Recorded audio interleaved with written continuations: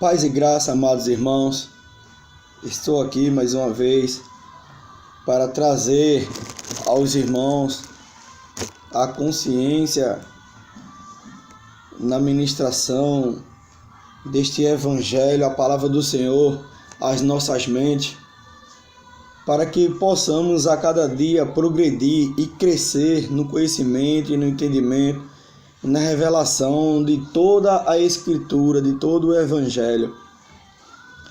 Venho aqui trazer para a consciência dos irmãos qual é a forma correta de contribuir com a obra do Senhor na graça ao qual nós estamos, ao qual nós vivemos, ao qual nós fomos chamados. Se não é pelo dízimo de Malaquias, se não é pelo dízimo da lei, da Torá, do Pentateuco, dos 5 livros, se não é pelo dízimo de Moisés, que é dito, e em todos os termos que possam ser ditos, se o dízimo da lei não pode ser mais pregado sobre nós, pois não estamos debaixo da lei, mas debaixo da graça. Não vivemos pela lei, fomos chamados para viver na sua graça, pela sua graça. E se não damos mais dízimo, porque dízimo é da lei, e a lei foi dada unicamente e plenamente para Israel, ou para aquele que quer viver pela lei. Se ele quer viver pela lei nos dias de hoje, que foi chamado para viver pela graça, ele está debaixo de maldição.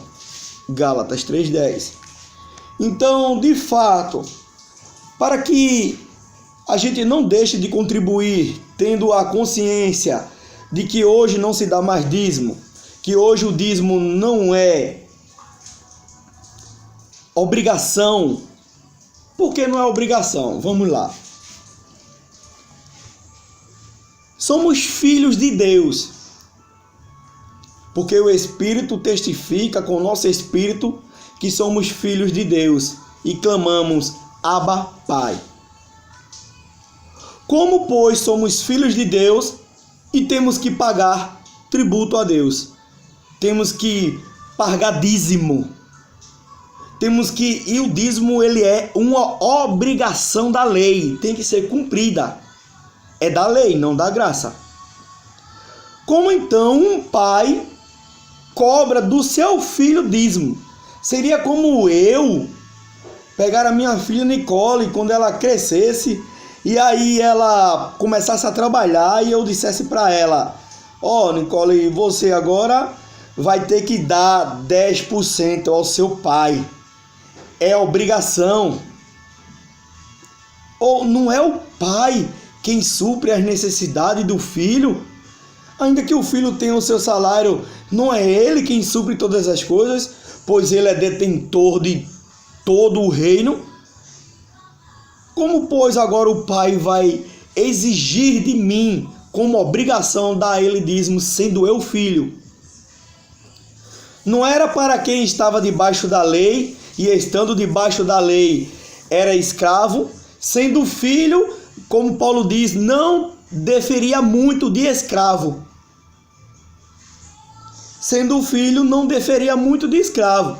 Mas quando veio a plenitude do tempo, Deus enviou seu filho para resgatar os que estavam na escravidão da lei, debaixo da lei, trazendo para sua graça.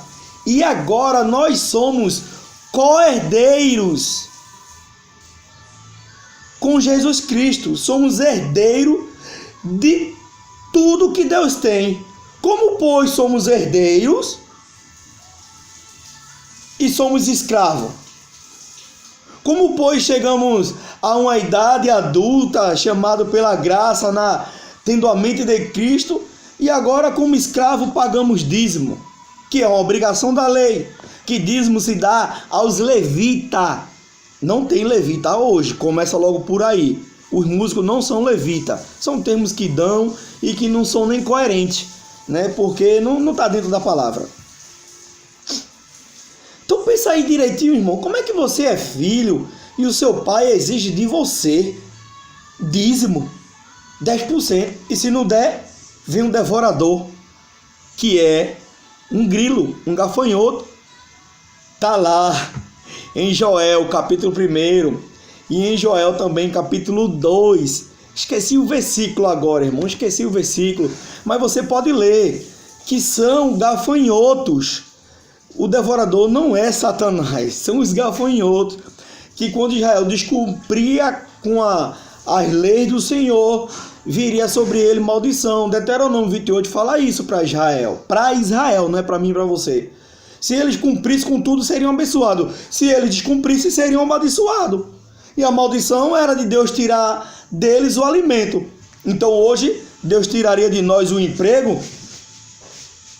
Que pai é esse? Eu pergunto a você.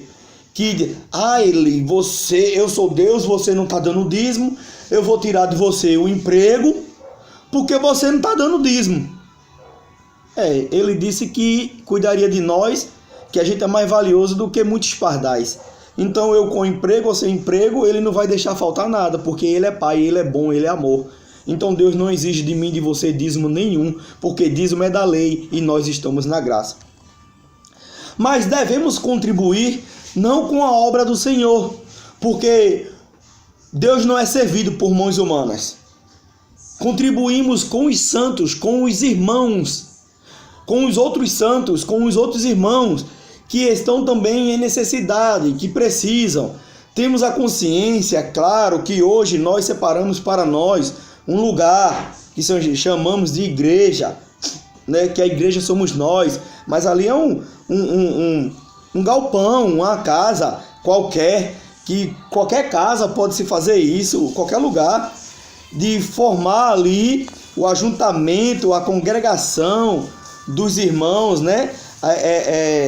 A assembleia dos irmãos que formam o corpo de Cristo, que é a sua noiva, que é a igreja, né? Que é o corpo de Cristo. Muitos membros formam um corpo para em um intuito adorar e exaltar o Senhor. E sabemos e temos a consciência que tem luz, água e todas as outras coisas que se compra hoje em uma congregação, colocar esse termo mais correto, em um lugar de congregar, que é a igreja, nesse sentido material. E tem bateria, tem tantas outras coisas que se compra e realmente é com a nossa contribuição. Sendo que essa contribuição, ela também não pode ser apenas, unicamente para isso. Então, qual é a forma de eu contribuir? Eu vou trazer o texto aqui que fala da verdadeira contribuição para os irmãos na graça. Não é dízimo, porque dízimo é da lei. É contribuição voluntária. E ao mesmo tempo, essa ministração dessa palavra, essa pregação, a qual eu não vou entrar, porque aí eu vou entrar em mais detalhes, é também a forma de você ser próspero. Não aquela teologia da prosperidade, eu sou contra aquilo ali. Essa teologia aí pagã, de homens dissolutos, que o que eles querem mesmo, quem prospera nessa teologia da prosperidade é aqueles que estão tosqueando as ovelhas. Eles prosperam e você banca a prosperidade dele. Isso é igual a um político, isso é politicagem, isso é malandragem, isso é enganação. Então aqui também traz a verdadeira prosperidade. Eu não vou entrar nesse termo. Como você pode ser próspero? Talvez o Espírito Santo já ilumine a sua mente. Mas eu quero entrar a forma correta de contribuir, as obrigações de quem contribui e de quem está recebendo a contribuição, a forma correta de contribuir da forma que Deus se agrada. Então tá aí, 2 Coríntios, capítulo 9, verso 6.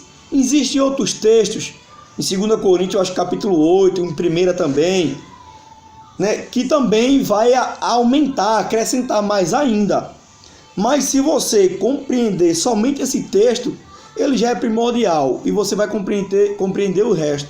Você vai passar a ter alegria em contribuir, em ter prazer, Porque outrora eu contribuía por obrigação. Às vezes podia faltar uma coisa na minha casa, eu deixava de comprar e era uma necessidade básica da casa para dar, porque senão eu me sentia como um ladrão. Porque as pessoas dizem, você está roubando a Deus, seu ladrão safado, né? Não diz assim, quem está dizendo sou eu. Você está roubando a Deus. E você dizia logo, então eu sou um ladrão safado da pior qualidade. Mas como um filho vai roubar o pai se o filho é herdeiro de todo o seu reino? Herdeiro principal é Cristo, que é o cabeça, ele herdou todas as coisas e nós co-herdeiros com ele. Se somos filhos, como vamos roubar se somos donos de tudo? Não precisamos roubar o nosso pai, ele nos tem dado de tudo e tudo pertence a nós. Não que eu tenha conquistado, ele me deu, aleluia, ele nos deu. 2 Coríntios capítulo 9, verso 6. Isto afirmo, é uma afirmação de Paulo para mim e para você, uma afirmação. Aquele que semeia pouco, também ceifará, e o que semeia com fartura, com abundância, também ceifará. Paulo está usando aqui uma analogia, um comparativo daquele que sai para o campo ali para semear no campo, ali na enxada e plantar. E ele está dizendo, se você plantar 10 caroços de milho, você vai colher 10 pés de milho. Claro que é evidente, um pé de milho dá de 2 a 3 a 4 espigas, e cada espiga, vários caroços de milho. Veja que a sua bênção, o que você está contribuindo é um caroço, e o que você está colhendo de um caroço é um pé com muitos caroços. A bênção de Deus ela é enorme. Muito mais ainda, Paulo está dizendo, muito mais ainda, se você semear com fartura. Essa é a verdadeira teologia da prosperidade. Quando você semeia com fartura. E como é semear com fartura? Ele diz aqui, você também vai ceifar com fartura. Ele diz aqui, a forma correta de semear com fartura. Cada um contribua, cada um singular, certo? Não é de igual para todo mundo, singular. Cada um contribua segundo tiver proposto no coração. Aí você pode dizer, então, segundo proposto, eu quero manter os 10%. Aleluia, glória a Deus. Glória a Deus, se você quer manter os 10%, mantenha. É o propósito seu, não sou eu quem vai desfazer isso. Eu só digo que 10% da lei não existe porque a lei não é vigente. O fim da lei é Cristo, Romanos 10:4. Em Hebreus capítulo 7, verso 12, muda o sacerdócio, faz necessariamente mudança de lei. No mesmo capítulo 7 de Hebreus, verso 18, diz que o mandamento anterior foi abrogado, quer dizer, deixou de existir, e agora se introduz um novo mandamento, que é esse aqui, o da graça. Cada um contribua segundo tiver proposto no coração. No coração. E se você propuser no seu coração dar aquilo, dê, irmão. Porque Ananias e Safira fizeram isso, propuseram no seu coração. O que é propuser no seu coração? É dizer, ó Senhor, eu quero manter os 10. Não, eu quero dar esse mês 15. No mês que vem, eu vou ver nas condições, eu vou manter os 15. Se eu não conseguir, Senhor, então vou ver aqui, vou ver ali, vou ver como é que eu faço. Senhor, eu não consigo manter os 10, porque eu acabei extrapolando aqui nas dívidas, mas então também não prometa a Deus pagar, e se você não conseguir pagar, é melhor que você não prometa e diga, eu vou restituir aquilo num propósito unicamente seu, do que você prometer e não pagar, porque foi o que Safira e Ananias fez. Disseram que iriam dar, quando chegou na hora, se encheram de avareza, teve o amor ao dinheiro, e aí o que é que aconteceu? Deus fez eles de testemunha para todo mundo, que aí eles passaram a idolatrar o dinheiro. Eles deixaram que Satanás enchesse o coração dele, quer dizer, encheu a mente dele. Não vou dar esse dinheiro todinho, não. Eles colocaram e fizeram aliança com Deus. Pedro diz, não foi comigo, eu não te obriguei, vocês não tinham obrigação de dar. Opa, não tinha? Que é isso, Pedro? Pela lei diz, mas Pedro já estava na graça, estava entendendo a graça. Então ele disse, vocês não tinham obrigação de dar, ninguém lhe pediu. Eu não disse que vocês tinham que dar tudo.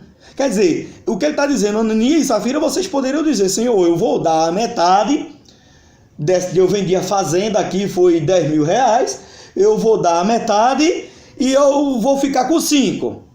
E daí para frente a gente vê o que é que dá, Senhor. A gente vê o que é que dá. Qualquer coisa eu vou distribuindo junto com os apóstolos aqui. Vou vendo o que é que eu faço.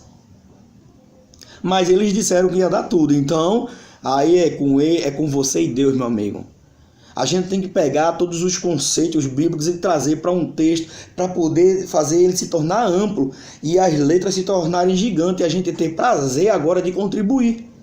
Então, cada um contribua o que tiver segundo o proposto no seu coração. Não com tristeza, como antes na lei. Ai, eu vou dar aqui, mas acabou o gás, o que é que eu faço? Não, tem que dar, senão você é um ladrão.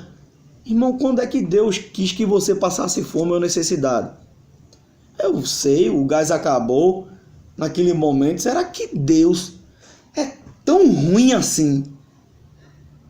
Eu não posso nem dizer que esse Deus, que é o nosso Pai, esse Deus aí que os homens às vezes acabam pregando, é o nosso Deus verdadeiro. Então será que esse Deus que se prega de uma forma que é ruim, que é miserável, como se dissesse, é meu dinheiro, meu velho, ou dá ou eu mato? Que é isso, meu irmão? Você é um ladrão, tá roubando. Não, irmão. Deus é Pai. Se um filho meu viesse dar uma coisa a mim, e eu soubesse que na casa dele, sendo eu mau, sei dar boas dádivas aos meus filhos, muito mais ainda o Pai, que é bom. Disse isso Jesus Cristo, nosso irmão, nosso Senhor e Salvador, nosso próprio Deus. Como então Deus diria, irmão? Não, traga os 10, não quero saber, se vire, os 10 é meu, o dinheiro é meu. Deus nem precisa, irmão. Deus não precisa do teu dinheiro, Ele nunca precisou. Nem quando não existia mundo. Quando foi que Deus precisou de R$1, de 10, de 100 conto, de R$1.000, de 100 milhões? Quando é que Deus precisou de dinheiro para viver, irmão? É uma questão de consciência nossa, de contribuir. E é uma questão de consciência de quem está recebendo e dizer, não está faltando gás, não, irmão. Tira o dinheiro do gás, compilar, irmão. Compilar. Se o senhor um dia quisesse, não, eu quero restituir o dinheiro do gás, então o senhor vai lá e restitui, ainda que seja em 10 parcelas de R$50 o gás, pronto, 10 parcelas de 5. Porque as coisas estão apertadas, vai dar lá. Aí vamos supor que todo mês ele dá 100, aí ele diz, não, vou dar 105, que é para restituir lá.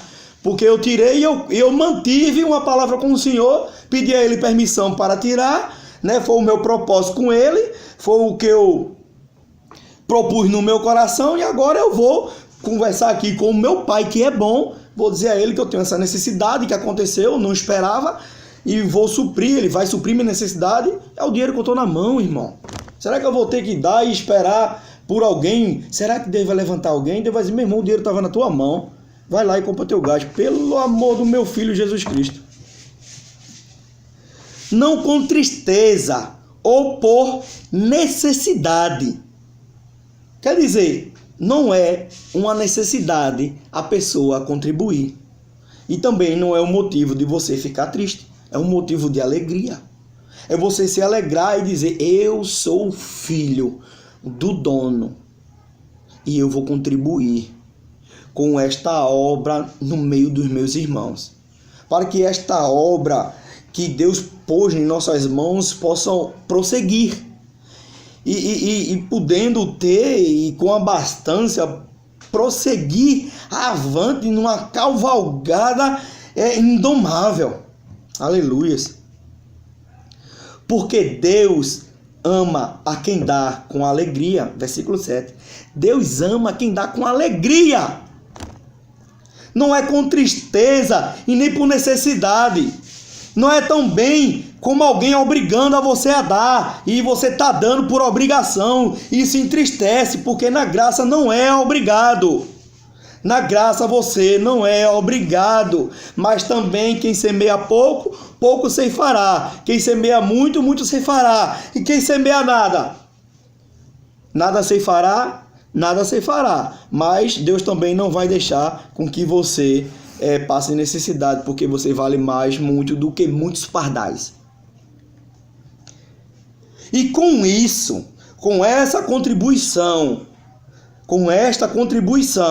segundo você propõe no seu coração, não com tristeza e não com uma necessidade ou uma obrigação. Se você for buscar essa palavra no grego, como obrigação, como alguém que te obriga a dar, e isso te causa tristeza, mas com alegria, porque aí Deus ama, Deus ele sente um amor por você quando você dá ali e contribui nesta obra ministerial, nesta obra a qual nós levando a palavra do Senhor.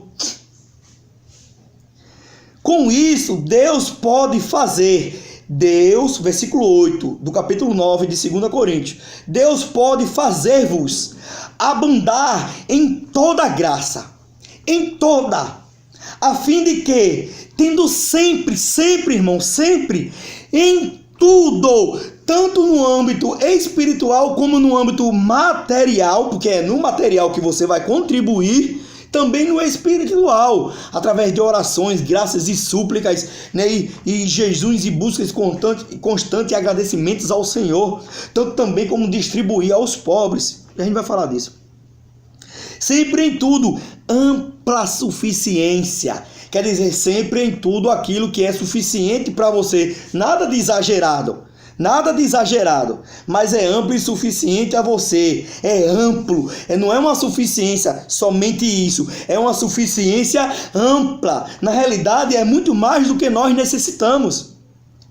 Superabundez em toda boa obra.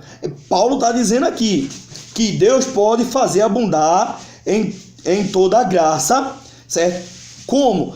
Você semeando muito, então você vai colher muito. E você dando com alegria. E colocando esse propósito no seu coração. É 10, é 5, é 7, é 15, é 20. Não sei. É o Espírito que vai conversar isso com você. Superabundez em toda obra. Quer dizer, para você abundar em toda obra. Que é isso? Você, além de contribuir com os santos, ajuda um necessitado, ajuda o vizinho, ajuda uma pessoa e outra. Na questão de quê? Porque você tem em ampla suficiência. Você tem uma suficiência tão grande que se ainda você tentasse consumir tudo aquilo que você tem, você não conseguiria. E ainda doando para aqueles que não têm, ainda continua sendo ampla. Essa é a verdadeira teologia da prosperidade. Essa aqui. Não aquela que me dê que você fica rico, aí eles ficam ricos e você lascado, pobre. Não pode nem comprar uma calcinha da Demilho e uma cueca que preste. Não pode. Mas a roupa dele é do Jacarezinho. Original. A sua é do Jacarezinho. Falsier. MDF. Meio de feira. Então não é isso. E a gente já vai tratar com eles também. Como está escrito. Olha o que Paulo diz. Que maravilha. Ele pega esse versículo 9 agora, falando, trazendo tudo o que está no versículo 6, 7 e 8. Distribuiu aqui, ó, pão, água, vinho, azeite, leite, pão, um trocado aqui, um trocado ali, ajudou o irmão nisso aqui, é um saco de cimento que comprou, uma areia, também na congregação dos santos, né? Distribuiu, deu aos pobres, a sua justiça permanece para sempre. Aleluias. É uma justiça, é uma benevolência, é uma graça sobre graça e abundante graça sobre a minha e a tua vida. Quando a gente propõe no nosso coração andar dentro desses termos aqui estabelecidos pelo nosso Deus. Porque Paulo não recebeu de homem, mas foi elevado ao terceiro céu, não sei se no espírito ou na carne, disse ele, e recebeu a mensagem do Evangelho, que não veio do Velho Testamento, foi dada diretamente pelo nosso Senhor Jesus Cristo. Então eu creio na palavra, porque a Bíblia, ela é a palavra de Deus, e ela também contém. Alguns dizem que ela só contém, não, ela é e contém, porque ainda existem outros livros que falam de Deus, somente ela contém toda a plenitude da revelação de Deus. Os outros vai ter alguns links, mas a plenitude é ela que contém, ela mantém. Vocês não têm condições de ter tudo isso. Eu tenho, né? É a palavra.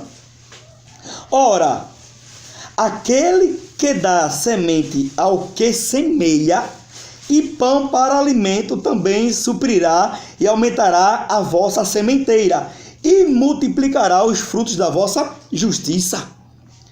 Paulo agora no versículo 10, ele traz todos os outros 4 versículos acima, em um só versículo. Agora preste atenção aqui. Ora, aquele que dá semente ao que semeia. Você é quem dá semente ao que semeia.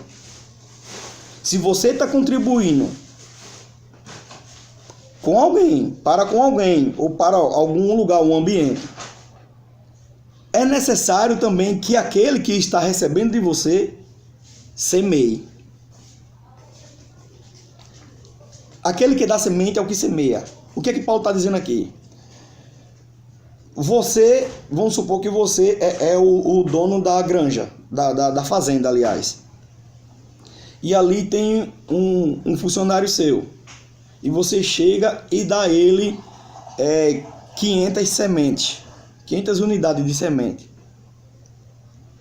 Dessas sementes ele vai tirar o pão para alimento. E essas sementes que você deu a ele, ele tem que semear, para que cada grão produza muitos grãos. Um grão de milho vai produzir um pé de milho, que vai dar 3 espigas de milho, e cada espiga de milho, suponhamos que tem 50 grãos de milho. Então, um grão produziu 150 grãos. A gente não está falando de multiplicação de dinheiro, irmão.